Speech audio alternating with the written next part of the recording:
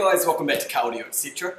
Sorry it's been so long since my last video. I've actually been trying to figure out, what I want to make with this channel, whether I want to be doing unboxing videos, reviews, project builds, all that sort of thing. Basically, I've decided in between all my, project builds and customer installations and things like that, I'm going to, try and fill in the spaces with some nice product unboxing videos and first impressions.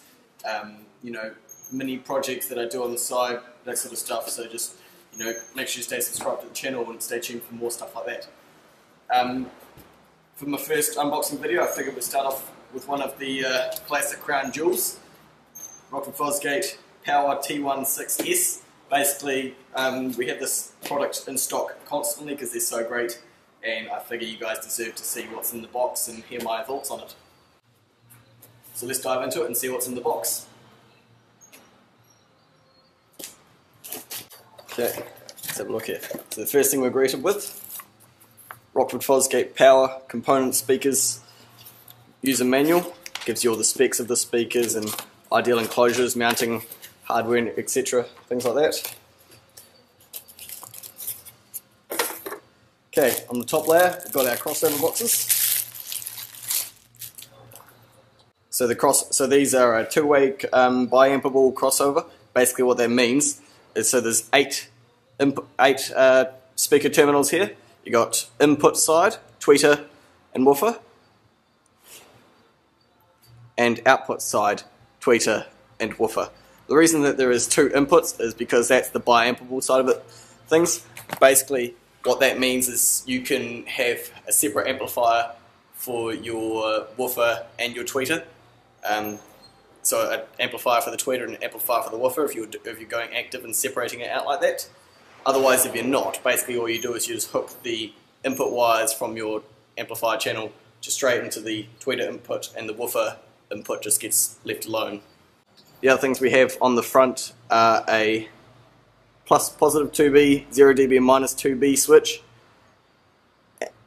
Sorry, a positive 2 dB, a 0 dB and a minus 2 dB switch, and an off-axis on switch.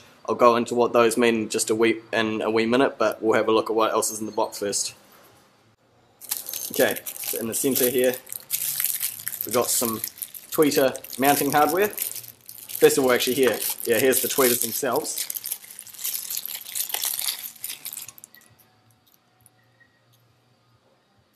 So they're just, that grill is, stuck on there, so you don't take that off. Just in the back, we've got a 4mm machine screw for fastening, and then just simple red and black positive and negative wires with crimps on the end of them. As far as mounting hardware goes, so that's the tweeter. We break into this bag. Okay, so first thing, we've got a cup mount here, which can, by the feel of it, be mounted either like that or up on this angle. If you can see that, there's an angled side and a larger side, so it can mount in a couple of different ways with that.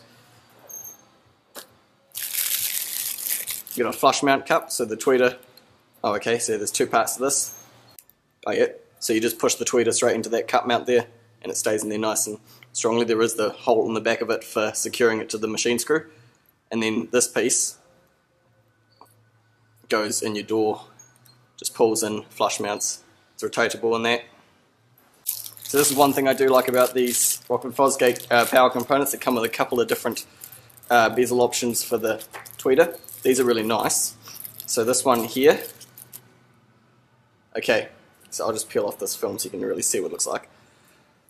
So we've got a chrome tweeter bezel with the Rockford Fosgate logo printed on there.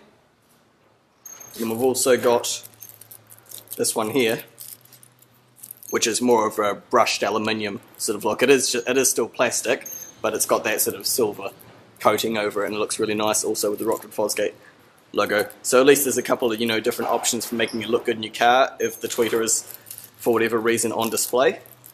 Okay, so let's go down to the next level. Just take this middle section out. The other crossover back in there. Take off this cover. Okay, now we're just greeted with the woofers. Rockford Fosgate Power Series.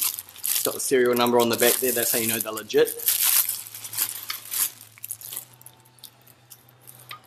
Really like the way these are finished, especially with that chrome emblem on the centre, at the bottom, sorry. Grill just comes off. Really not much to say about these, speakers. They're obviously pretty self-explanatory.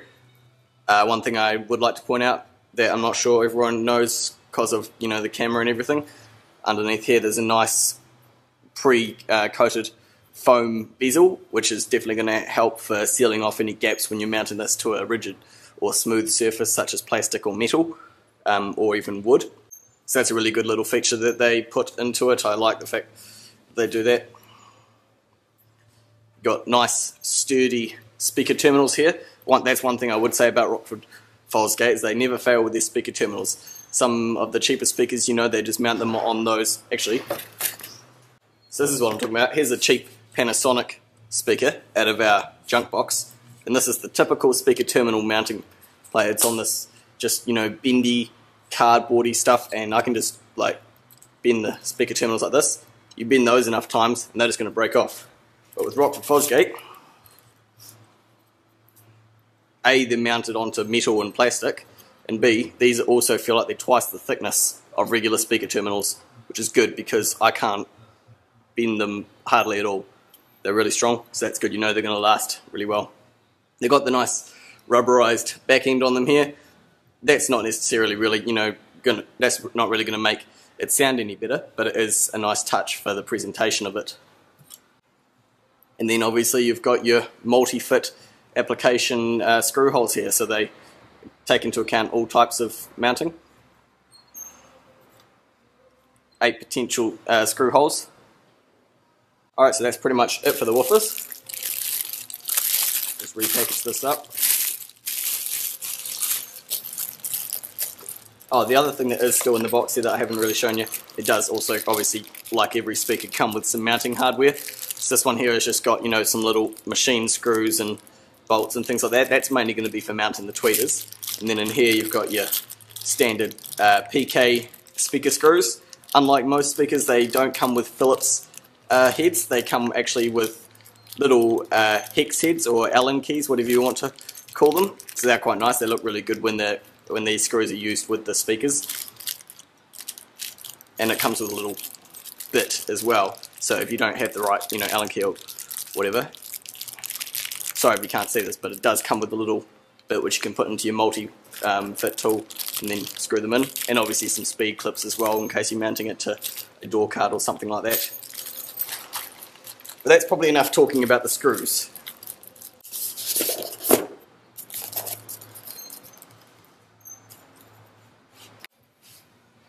Okay, one thing I did say I was going to come back to was the switches on the front of the crossover, and also I forgot to mention there was also a switch inside the crossover.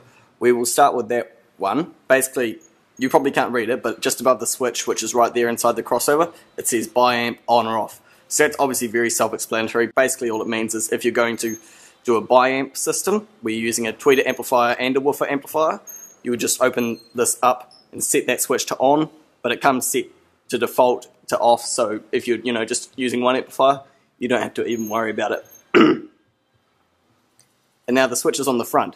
So the left one, that just says plus 2 dB, 0 dB, and minus 2 dB. So that's in relation to the tweeter. So it comes default set to plus 2 dB.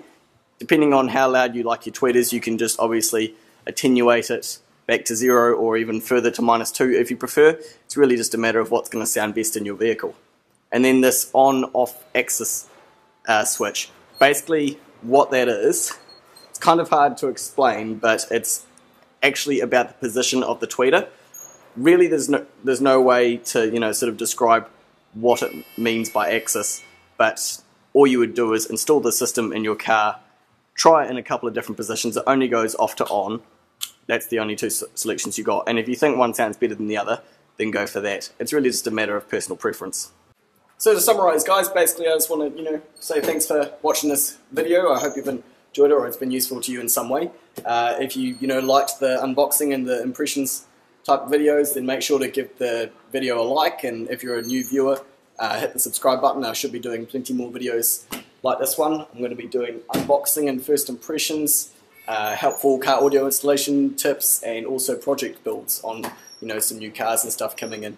So yeah, thanks guys again for watching. Have a good day.